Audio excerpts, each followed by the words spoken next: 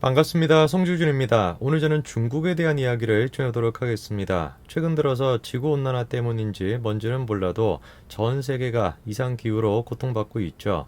이 대한민국도 몇 년 동안 이렇게 더웠던 적이 있을까 싶을 정도로 너무 더워가지고 많은 분들이 고통받고 있습니다. 그런데 중국은 이런 더위뿐만 아니라 태안인 폭우 때문에 많은 지금 인명피해가 발생하고 있다고 하는데요. 일각에서는 그 피해 규모를 추산하는 데 있어가지고 수십 명이 다쳤다라는 얘기가 나오고, 근데 또 일각에서는 수천 명이 다쳤다 이런 얘기가 나옵니다. 좀 이해가 잘 안 되는 것이죠. 뭐 한두 명, 몇 명 정도 차이가 나야 되는 것인데 어디에서는 수십 명, 어디에서는 수천 명 이런 얘기가 나오다 보니까 몇 명이 도대체 다쳤는지 구분이 안 됩니다. 도대체 뭐 때문에 이런 현상이 나타나냐? 이유가 간단한 것이죠. 중국 내에서 발생하고 있는 사건에 대해서 중국 정부가 언론을 통제하고 그리고 정보가 새나가지 못하게 막고 있기 때문에 그렇습니다. 오늘 저는 영상을 통해서 현재 지금 중국에서 발생하고 있는 홍수 피해가 얼마나 심각한지 그거를 좀 말씀을 드리고, 이런 식의 홍수 피해에 대해서 중국 정부가 어떻게 통제하고 있는지 그것 또한 마찬가지로 말씀드리고자 합니다. 그리고 마지막으로 현재 지금 대한민국의 언론 상황 또한 중국의 언론 상황과 그렇게 크게 다르지 않을 수도 있다라는 얘기까지 말씀드리겠습니다. 어떤 내용인지 같이 한번 좀 보시죠. 자, 이게 원래 평상시 중국 정저우의 모습입니다. 중국 경제를 이끌어 나가는 주요 도시 중에 한 곳이 바로 정저우 도시죠. 그런데 정저우에서 지금 다음과 같은 하늘 모습이 목격되고 있는데요. CG로 합성한 것이 아닌가라는 생각이 들 정도로 어마어마하게 지금 큰 규모의 비구름이 형성이 되어 있습니다. 실제로 정저우 도시는 폭우로 인해서 사실상 도시가 마비가 되어 있는 상태입니다. 차가 잠기는 거는 말할 것도 없고요. 온라인상에 지금 올라오고 있는 정저우 도시의 상황을 좀 보시게 되면은 도로가 지금 완전히 마비가 되어 있죠. 그러니까 한마디로 그냥 도시 전체가 거대한 호수가 지금 되어 있는 상황입니다. 대중교통 또한 마찬가지로 완전히 지금 마비가 되어 있습니다. 이게 지금 정저우 도시의 지하철 모습인데요. 폭우로 인해서 지하철 운행이 멈췄고 그 안에 지금 사람들이 갇혀있는 그런 상황입니다. 1000년 만에 지금 왔다라고 할 정도로 엄청난 규모의 지금 비가 내리고 있습니다. 도시가 지금 마비된 것뿐만 아니라 인명피해 또한 계속해서 발생하고 있는데요. 자, 지금 보시게 되면은 사람이 지금 밑에 빠져가지고 구출을 하려고 하는 그런 모습입니다.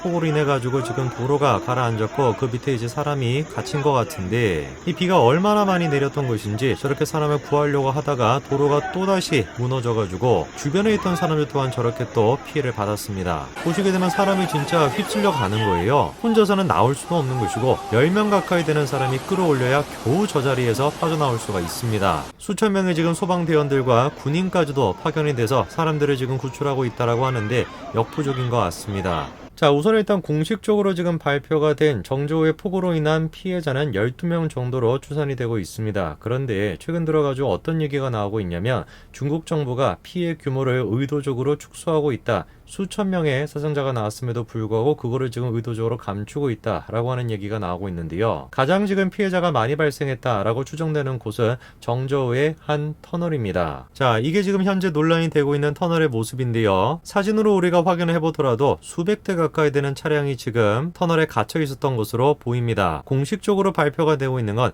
희생자가 12명 가까이 된다라는 것인데, 이해가 조금 안 되는 것이 터널에서 발견된 자동차 수만 하더라도 200여 대거든요. 터널에서 발견된 자동차 수만 200여 대예요. 그러면 적어도 1명에서 2명 가까이, 많게는 뭐 4명 가까이가 자동차에 타 있었을 건데 그것만 생각해 보더라도 피해자가 12명이다? 상식적으로 이해가 안 된다라는 것이죠. 그뿐만이 아니라 터널에서 지금까지 발견된 자동차가 200여 대인 것인데 사실상 터널에는 200여 대가 아니라 수천여 대의 자동차가 있었다라고 하는 주장이 지금 나오고 있습니다. 그도 그럴 것이 현재 지금 인터넷상에서는 폭우로 침수가 되기 전에 터널의 모습이 공개가 됐는데요. 육안으로 지금 보더라도 자동차가 터널을 가득 지금 채우고 있다는 게 보이죠. SNS뿐만 아니라 언론사들을 통해서도 해당 모습이 공개가 됐습니다. 터널로 지금 진입하고 있는 자동차가 굉장히 많다라는 걸 확인할 수가 있고요. 뿐만 아니라 침수되기 직전에 교통 정체가 있었다라고 하는 얘기도 나오고 있는데요. 현재 지금 논란이 되고 있는 정저우의 터널이 길이만 하더라도 4km라고 하고요. 그리고 차선이 8차선이라고 합니다. 어마어마하게 거대한 그런 터널인 것인데 문제가 뭡니까? 사진을 통해서 우리가 확인할 수 있는 것처럼 그 터널이 자동차로 가득 채워져 있었다라는 것이죠. 그러다 보니까 지금까지 발견된 자동차만 수백 대가 되는 것인데 사실상 터널에는 수천 대의 자동차가 있었을 것이다 라는 주장이 나오고 있고, 그 피해자만 하더라도 수십 명 단위가 아니라 수천 명이 될 것이다 라는 얘기가 나오고 있죠. 문제가 되는 건 뭐냐면 이런 식의 어떤 사실이 공개가 지금 안 되고 있다라는 겁니다. 터널 길이와 차선, 그리고 그때 당시 어떤 상황을 담은 사진을 통해서 우리가 추정만 할 수 있는 것이지 구체적으로 얼마만큼의 피해가 발생했는가에 대해서 우리가 알 수가 없는 것인데요. 왜냐? 중국 정부가 그런 정보를 막고 있기 때문에 그렇습니다. 사실 근데 중국 정부가 이런 식으로 정보를 통제한다라는 거, 그거는 뭐 하루 이틀의 문제가 아니죠. 그런데 제가 좀 주목하는 것이 무엇이냐면 정부뿐만 아니라 그 지역의 시민들 또한 자발적으로 지금 언론을 통제하려고 하는 듯한 그런 모습을 보여주고 있다는 것인데요. 마티어스 베링거 도이치벨레 기자가 다음과 같은 트윗을 올렸습니다. 어제 자신이 성남 군중들에게 둘러싸여서 위협을 당했다라고 하는 트윗의 내용인데요. 오른쪽에 있던 여성은 앨리스 수라고 하는 LA타임즈의 기자였습니다. 10명 정도 되는 남자가 몰려와서 자신들의 신원은 밝히지 않고 나쁜 놈, 중국에 먹칠하지 말라고 고함을 쳤다는 겁니다. 저는 이것이야말로 사회주의 공산주의의 가장 무서운 점이라고 생각을 합니다.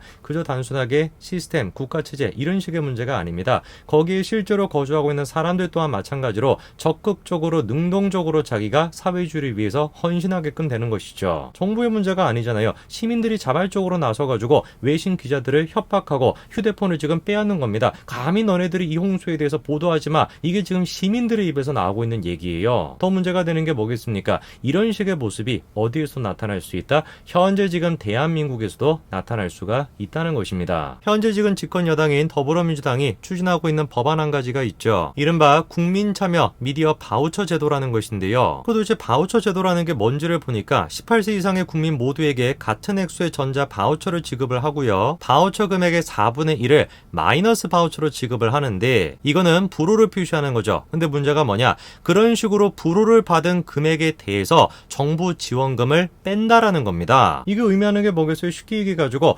여론에 의해서 언론이 좌지우지 될 수 있다. 그거를 지금 얘기하는 겁니다. 어떤 언론사가 더 많은 좋아요를 받냐, 어떤 언론사가 더 많은 싫어요를 받냐, 그거에 따라 가지고 정부가 주는 예산이 바뀌게 된다라는 뜻이죠. 대한민국의 언론이 중국의 언론처럼 되지 않기 위해선 이 법안이 추구하는 거와 정반대길로 가야 되는 것입니다. 100명 가운데 99명의 사람들이 예스라고 답변을 해도 정답이 노라고 한다면 언론사만큼은 어떤 것들의 눈치도 보지 않고 노가 맞다라고 얘기할 수 있는 장, 그 장을 만들어줘야 되는 것이 정부의 역할이고 법안의 역할인 것인데, 이 지금 법안은 뭘 하라는 거예요? 언론사가 노라고 얘기하지 말라는 거예요. 99%가 예스라고 얘기했으면 너 또한 마찬가지로 예스로 따라 얘기해라. 그거를 지금 조장하고 있는 거 아닙니까? 이번에 MBC가 도쿄올림픽 개막식에 말도 안 되는 만행을 저지르지 않았습니까? 저런 식의 말도 안 되는 지금 짓거리를 저지르고 있는 MBC의 사장 누굽니까? 박성재입니다. 박성재 어떤 인물입니까? 대표적으로 친여적인 인물이 박성재죠. 광화문 집회를 했던 사람들에게 약간 마시간 사람들이다 이렇게 얘기를 했었고, 조국 수호를 위한 검찰 개혁에 대해서 100만 명 정도가 모였다라고 하는 말도 안 되는 얘기를 했던 사람이 바로 박성재입니다. 이미 수많은 공영방송들이 MBC가 됐건 KBS가 됐건 사실상 정부의 기관지다라고 평가를 받고 있는 게 현재 지금 대한민국 언론의 현실입니다. 이런 현실 속에서 만약에 현재 여당이 추구하고 있는